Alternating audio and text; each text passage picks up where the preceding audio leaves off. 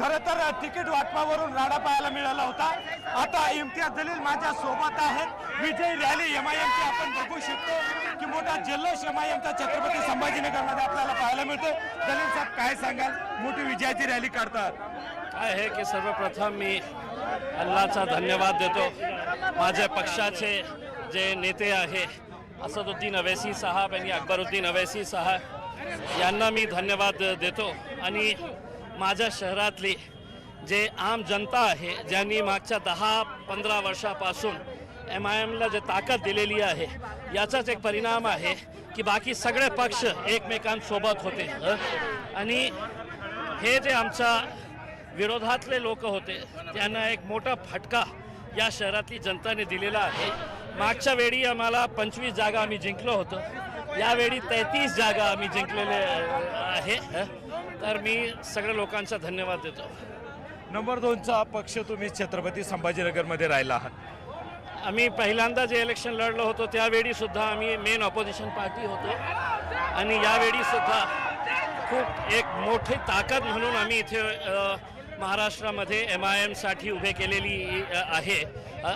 तर आमची अपेक्षा हेच आहे की शहराच्या विकासासाठी आता सगळ्यांनी एकत्र यावं, या शहरातला विकास करण्यासाठी जे जे लागतात आम्ही ते करायला तयार आहे। पण खरं तर ज्या दिवशीपासून तिकीट दिले गेले होते त्या दिवशीपासून जे संपूर्ण नाराजी आणि तुमच्यावर देखील हमला झाला होता, हे संपूर्ण प्रकरण घडवण्यात आले होते, त्याच्यानंतर हे यश कसं बघता याकडे? त्यावेळी सुद्धा मी एक स्टेटमेंट केलं होतं की 98% 98% जे लोक आहे ते एमआयएम सोबत आहे।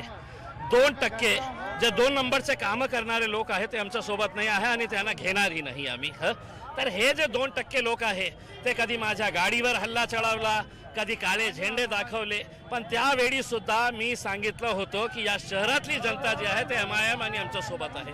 बरं, फक्त संभाजीनगरच नाही तर महाराष्ट्रामध्ये देखील मोठं यश तुम्हाला पाहायला मिळतं। जवळपास 50 जागांच्या वर। नाही 120 जागा आतापर्यंत आम्ही पूर्ण महाराष्ट्रामध्ये जिंकलेले आहे। 120 जागा। या यशाकडे कसं बघता? संपूर्ण महाराष्ट्रात ज्या पद्धतीने नगरसेवक निवडून आले त्याकडे तुम्ही कसं बघता आणि काय सगळे लोकांचा विश्वास या शहरामध्ये काँग्रेसने ज्या प्रकारे प्रचार केला, राष्ट्रवादीने ज्या प्रकारे प्रचार केला, सगळ्यांना माहीत आहे की हे लोक कधी ना कधी जाऊन भाजपसोबत मिळू शकतात। एक एमआयएम पक्ष आहे जे भारतीय जनता पार्टीसोबत कधी जाणार नाही, म्हणून त्यांचा विश्वास आमच्यावर जे वाढलेला आहे याचाच एक परिणाम आहे की आपण नागपूरसारख्या ठिकाणी आम्ही 7 सीट जिंकलेले आहे, मालेगावमध्ये 21 सीट जिंकलेले आहे, मुंबईमध्ये आम्ही 9 सीट जिंकलेले आहे। असे अनेक शहरं आहेत। विरोधी भाजपची भेटी म्हणू शकतील या सगळ्या याच्यावरनं? नाही, भाजपला तर दोघं शिवसेनेला संपायचं होतं, त्यांचं षडयंत्रच एक होतं की आपण एकनाथ शिंदे साहेबांना कसं कापायचं आहे।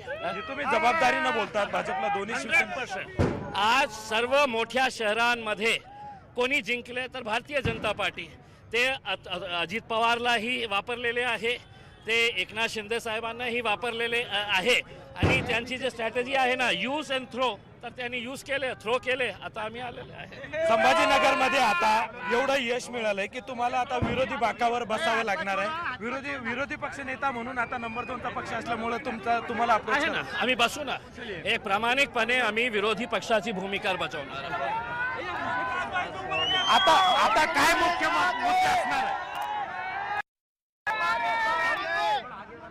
जलील साहेब, आता